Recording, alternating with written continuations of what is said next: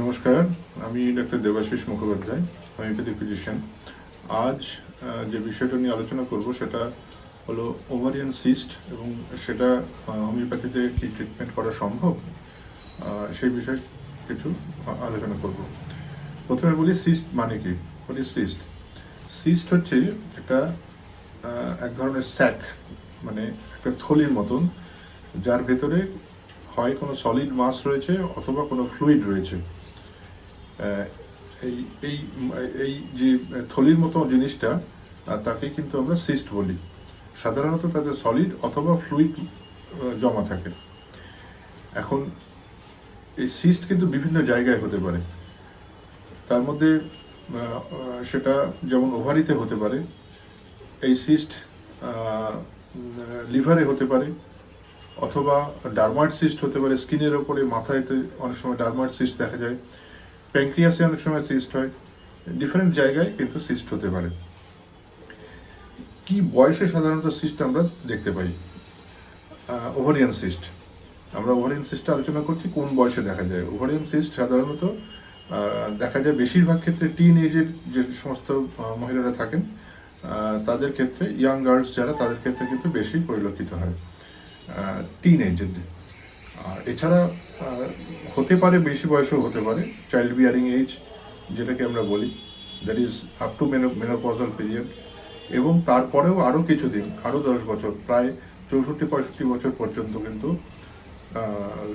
Cyst, ovarian cyst হতে পারে। এটার কারণ কি, কি কারণে হয় জেনারেলি সিস্ট?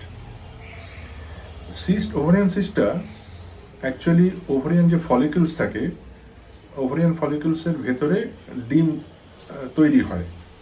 এখন সেই ডিমটাকে প্রোটেকশন দেওয়ার জন্য ওই ফলিকলসের ভেতরে একটা ফ্লুইডের আস্তরণ তৈরি হয়, যাতে ডিমটা সুরক্ষিত থাকে।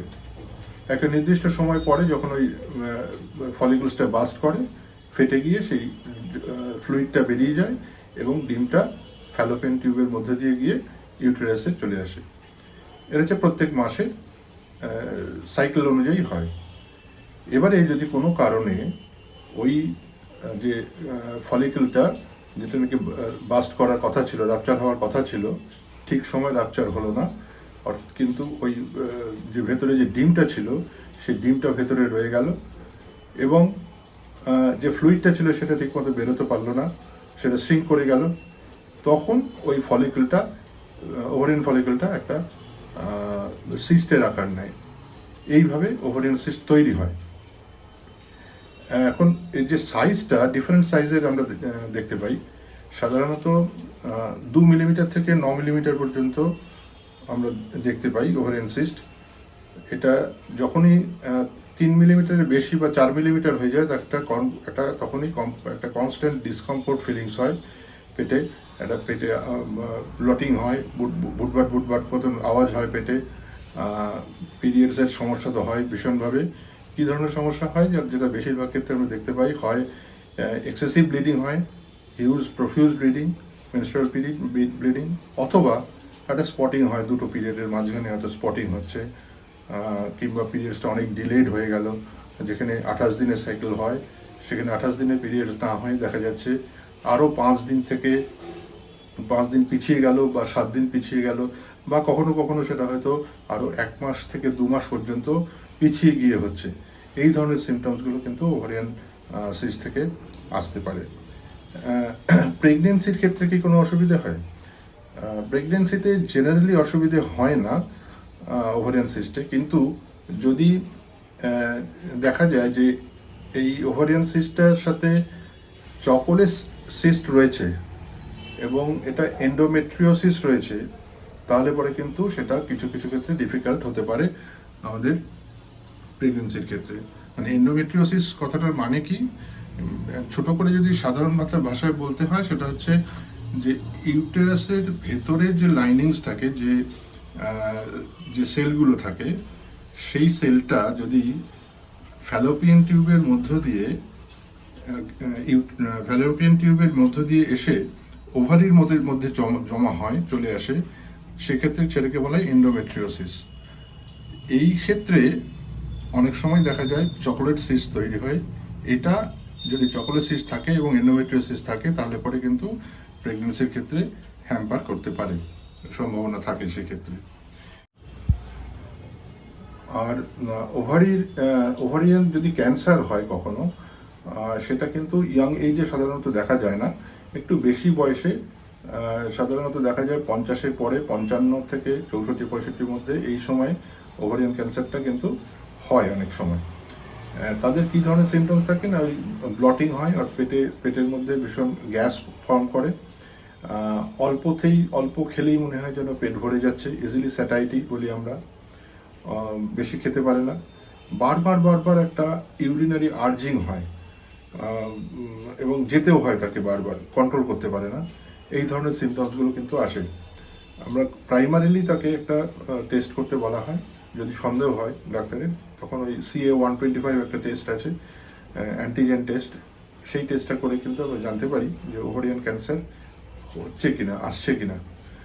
আর যদি ক্যান্সার ওভারিয়ান সিস্টের ক্ষেত্রে কিছু খাবার আমরা বলি কন্ট্রোল করতে, কিছু খাবার কন্ট্রোল করতে বলি, বিশেষ করে ভীষণভাবে দেখা যায় আজকালকার মেয়েরা ফাস্ট ফুডে ভীষণ অভ্যস্ত, সেই জন্য সেই ফাস্ট ফুডটাকে কিন্তু অ্যাভয়েড করা দরকার, ওজনটাকে কমানো দরকার। যদি যারা খুব মোটা হয়ে যায় তাদের ক্ষেত্রে ওজন কমানোর দরকার, তার জন্য মিষ্টি জাতীয় খাবার কমানো উচিত, কোল্ড ড্রিঙ্কস একদমই খাওয়া উচিত না, স্যাচুরেটেড ফ্যাট যেগুলো রয়েছে অর্থাৎ সাদা তেলের যে খাবারগুলো হয় সেই খাবারগুলো অ্যাভয়েড করা উচিত, যেগুলো ডিপ ফ্রাইড ফুড হয় সেগুলো অ্যাভয়েড করা উচিত। আর ফাস্ট ফুড আমরা রাস্তায় দোকানে যে সমস্ত বিভিন্ন রকমের চপ, রোলস যেগুলো পাই বিভিন্ন রকম, সেই ধরনের খাবারগুলো কিন্তু অ্যাভয়েড করা উচিত। আর কী ধরনের খাবার খেলে একটু ভালো হয় যদি বলি, প্রয়োজনে সাইট্রাস ফুড, মানে যে সমস্ত ফলে একটু লেবু জাতীয় ফল, টক ভাব রয়েছে, সেই ধরনের ফল, তার মধ্যে যে কোনো লেবু হতে পারে, মুসাম্বি হতে পারে, কমলা লেবু হতে পারে, কি বিভিন্ন বেরিজ যে হয়, স্ট্রবেরি, ব্ল্যাকবেরি, এই ধরনের ফলগুলো ভালো, কলা খুব ভালো খাওয়া যেতে পারে, আর পেয়ারা, তাছাড়া পাইনাপল, এই ধরনের ফ্রুটসগুলো কিন্তু আমাদের উপকার দেয় ওভারিয়ান সিস্টের ক্ষেত্রে। সব থেকে যেটা মাথায় রাখা দরকার, ওজন যেন না বাড়ে, ওজনটাকে কন্ট্রোল করা দরকার। আর অবশ্যই যারা খুব ভারী চেহারা হয়ে গেছে তাদের এক্সারসাইজ করা দরকার। একটু বেশি যাদের পেইনফুল রয়েছে মেনস্ট্রুয়েশন, আর তাদের ক্ষেত্রে মাঝে মাঝে তারা গরম শেক করতে পারে পেটে, সেটাও কিন্তু অনেকটা রিডিউস করে ওভারিয়ান সিস্টের ক্ষেত্রে। আর যদি আমরা ট্রিটমেন্টের কথা বলি, হোমিওপ্যাথিক ট্রিটমেন্টের প্রচুর অপশান রয়েছে, খুব ভালো মেডিসিন রয়েছে হোমিওপ্যাথিক মেডিসিনে, যা দিয়ে সম্পূর্ণভাবে কিওর করা সম্ভব হয়। তো পেশেন্টকে কিছু ধৈর্য ধরে কিছুদিন ওষুধ খেতে হয়, কয়েক মাস, তাতে করে কিন্তু দেখা যায় সোনোগ্রাফি রিপোর্ট যেগুলো আসে সেগুলো পরবর্তীকালে ট্রিটমেন্ট ঠিকমতো হলে পরে অবশ্যই সম্পূর্ণভাবে নির্মূল করা সম্ভব। আর এবং ভবিষ্যতে যাতে আর ওটা রিল্যাপস না করে সেটাও কিন্তু হোমিওপ্যাথিক মেডিসিন দিয়ে করা সম্ভব হয়। মেডিসিনের বিভিন্ন রকম মেডিসিন আছে, তার মধ্যে পালসেটিলা, ন্যাট্রামিউর, সেপিয়া, অথবা টিউবারকুলোনাম, মেডোরিনাম, থুজা, বিভিন্ন মেডিসিন আছে। মেডিসিনের নাম এখানে নিয়ে কোনো লাভ নেই, বলে লাভ নেই, সেটা চিকিৎসককে দেখিয়ে সবসময় ট্রিটমেন্ট করানো উচিত। নিজে কখনো সেলফ মেডিকেশন কখনো করবেন না। যদি দরকার মনে হয় অবশ্যই চিকিৎসকের সাথে যোগাযোগ করবেন। আর এই ভিডিওটা করলাম সাধারণ মানুষের জ্ঞাতার্থে, যে হোমিওপ্যাথিক মেডিসিন দিয়ে ওভারিয়ান সিস্ট কতটা কি করা যায়, ভালো করা যায় কি না সেটা জানানোর জন্য। যদি ভিডিওটা ভালো লাগে তাহলে একটা লাইক করবেন, আর বন্ধুবান্ধবদের মধ্যে শেয়ার করবেন, যে তারাও জানতে পারবে ট্রিটমেন্ট করা সম্ভব হোমিওপ্যাথিক মেডিসিন দিয়ে।